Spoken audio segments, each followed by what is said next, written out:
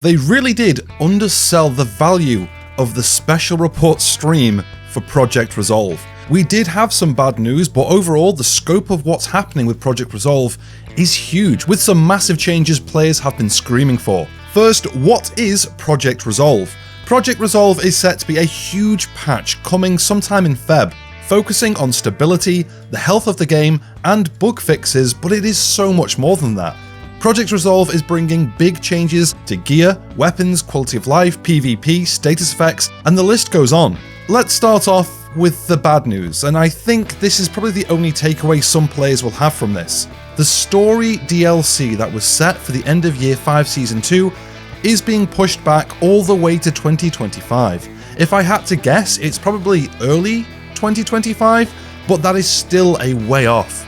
Like most of you, I'm really looking forward to another big chunk of story to dig into, but I think when you understand what is happening with Project Resolve, pushing the DLC back makes sense, with the full team they currently have working on the upcoming changes.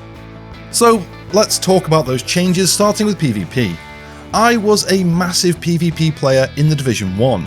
Most of the time I'd boot the game up and either head to the Dark Zone or Last Stand, which was a big PvP mode in the first game. But I've just never really clicked with PvP in the Division 2. It was okay really early on, but it's never really been fun to me personally. The last time I gave it a go, I was greeted by a bombardment of bleed hives and fire chem, and it just isn't fun to me. So I am really happy to hear with Project Resolve we're getting some really big changes that will hopefully breathe some new life into PvP, opening up more activities players are happy to jump into when they start up the game. So one of the current plagues of PvP right now in the game, status effects, and we have quite a few changes coming with Project Resolve. One of the main goals here is to give players a way to react to status effects in a way other than just dropping dead, categorizing them into two groups, damage over time and crowd control, then adding diminishing effects to those two families. So the more damage over time like fire that is applied to you, the weaker the effects become. We're also going to start getting more ways to deal with status effects. A few examples they gave us are rolling to diminish the effect of a burn, or standing still to lessen the damage of a bleed. I know a lot of these changes are focused on PvP, but I really hope some of them leak through into the main game and the PvE. So if something does set you on fire, you have a counterplay to that, or you can just stand still to stem a bleed. We will also be getting a 50% status reduction when using any healing effect, like armor kits or healing skills, meaning you can almost prep going into a fight if you know somebody's going to be throwing hives or fire chems at you. Moving on to some more general PvP changes, one of my favourite changes coming, and something I actually mentioned in a video not so long back, is we are finally getting a sort of instant heal. Holding the button down as it is now will still give you a 100% armor heal, but they're also adding an instant use heal for 25% of your armor. They weren't too sure what the keybinds would be for this yet, maybe double tapping, but it's nice to have something instant that will also give you that 50% hazard reduction. I really love this, and I'm really happy it's finally being added. Again, I just hope this is game wide and not just in PvP. Conflict is also getting some much needed love here, with the goal being to make Conflict PvP the purest form of PvP in the game. They are increasing the rewards, buffing the quality of the gear and weapons you get from the game mode. Turrets are being added to spawn points to try and discourage spawn camping and backing players into a corner. You'll be limited to one loadout switch per spawn to add some kind of commitment to the game mode, and the SHD and expertise bonuses are being removed completely from Conflict, which I'm sure a lot of people will be very happy to hear. I think the introduction to the turrets alone will reshape the game mode and how it plays, making it feel a little bit more mobile maybe. But I'm curious to see if all that happens is the camp point just moves back from the turrets and a little bit further into the map, but we'll have to see when these go live. Really happy to see Conflict is getting some attention. It's a game mode that I really want to play, and I just really want to get into, but it's just simply not a good time the way it is in the live game. There is also some interesting Dark Zone changes coming. Yannick did say that they knew that splitting the DZ into 3 parts isn't the most popular choice they've ever made, but it's what we've got and it's what we're stuck with, so they want to make the most out of them. The goal is to make the invaded DZ the most insane form of PvPvE and the non-invaded a bit more of a chilled experience. To do this, in the non-invaded DZ, they will be extending the rogue activation timer to up to 5 seconds, giving farming players more time to react to people sneaking up and going rogue. Then when you go rogue, you will not be able to change your loadouts, having them all locked, so you really have to commit if you're going to go rogue. SHD bonuses and expertise will stay active in the dark zones, with it being more about using the power you've earned than pure PvP-like conflict. It sounds like if you're looking for a balanced PvP experience, Conflict will be the place for you, but they want to keep the Dark Zone being that kind of chaotic, fun, play with the power you've earned kind of activity, which personally I'm pretty cool with. Moving on to some overall changes, expertise, optimization and recalibration are all having their costs reduced. The goal here is to make the features more accessible to new players and overall less of a grind. If you're not max expertise yet, I'm sure this is great news, but this might hurt a little bit if you've already spent the huge amount of time it takes to max out your expertise. A lot of gear and weapons are getting a rebalance. They didn't want to just give us more power, but instead give us more options, which I think translates into not wanting to make us too overpowered, trivializing the current content in game, which does make sense to me. Making players too powerful, although fun, also results in a fairly boring game. A few examples they gave included increasing the damage, the RPM and the mag size of weapons and their variants. For example, the F2000 is getting plus 50 RPM and plus 10 on the mag.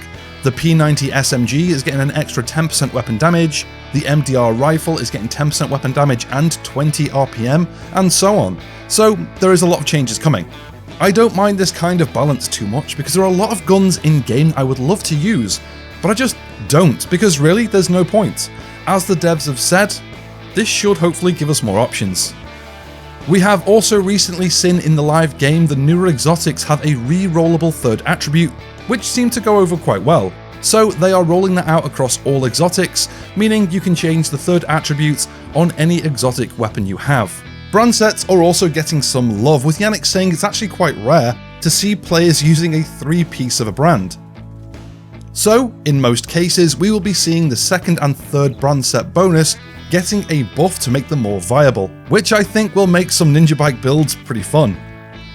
Same goes for talents. They want to look at the underperforming and underused talents, give them a buff and move them more in line. That way we have, again, more options.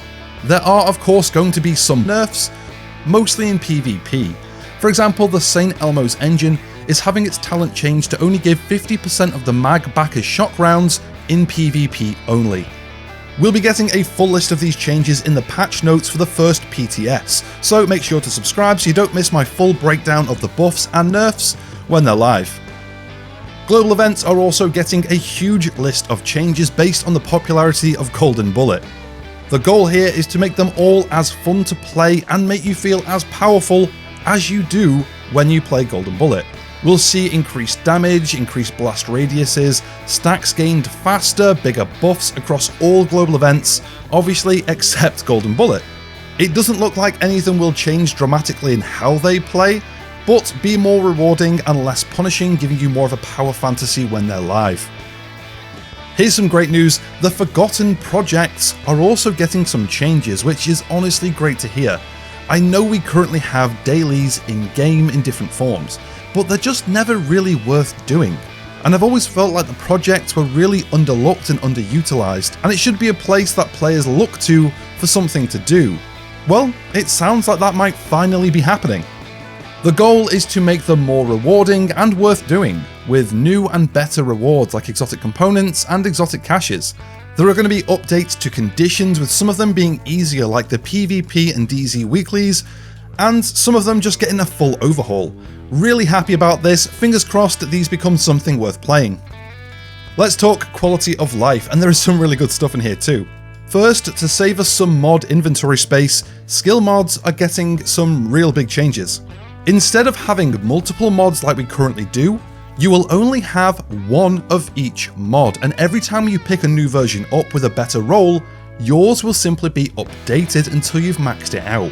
This is genuinely great and something I would actually quite like to see with gear mods too, but I understand it is a bit trickier with gear mods because you have to equip 2 of them in one build, opposed to just 1 as you would with a skill.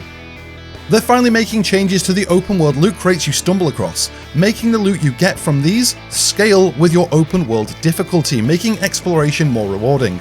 I'm sure we'll be seeing a few crate run videos on the horizon as players figure out the quickest runs for some fast loot. They will also be adding a cap of SHD 2000 for the health bonus you receive on over 1000. You will get more health per level up to 2000, but by capping it, this stops exploiters from getting their health pools up to wild amounts, balancing the game out a little bit more for everyone else. Something that's pretty cool is we are getting a whole new menu, the Tinkering menu. This will be big and is a massive change. You will be able to access the Tinkering menu from anywhere in the world, and from here you can access your recalibration, optimization and expertise and make changes from anywhere, saving you the unneeded trips all the way back to the base of operations. This is something that will make those long farming sessions flow better, especially if you're out there farming for materials for expertise. Let's talk game modes. Although there is nothing dramatic happening with the game modes that we've seen so far, we are getting better optimization, so we should see increased performance. Hopefully this means Countdown, Descent and Summit will all run much smoother. The Summit level 100 XP farm has been fixed, so if you've been taking advantage of that, that'll be going. Because of the amount of talents that are currently in Descent, talents are going to start being put into a rotation. We don't know how long each rotation will be, but this will be pretty interesting. There is a fair chance it'll just make players stop playing during specific rotations, but only time will tell on this one. There is a PTS planned for all of these changes on the 15th of December 23, with there being a preload on the 14th. Like most of their PTSs, this will sadly be PC only. I will be playing, I will be covering, so make sure you keep an eye on the channel if you want more info. They did end the stream with a quick Q&A session. I'm not going to go through the whole thing, but here's a couple of highlights that I've not already covered in the video. Currently, there are no new skills planned, they just want to perfect the ones they already have. They plan on making the Dark Zones more rewarding as part of the package. The specialization revamp has been put on ice for now, which they might revisit in the future, and expertise and SHD will not be removed from the Dark Zone, only conflict. That is everything from the Project Resolve special report. I will link an article with all the information in the description below, as well as the link to my Patreon if you want to support. On a more personal announcement, next week I will start live streaming right here on this channel. From next Wednesday at 6 PM GMT, I'll be doing a weekly stream where we can hang out, play some Division 2, and talk all things gaming, so I hope to see you there. I'll post more info on the community tab, so keep your eyes peeled for that. Don't forget to like the video and subscribe for future Division 2 uploads. Have a great day, and I'll catch you in the next one.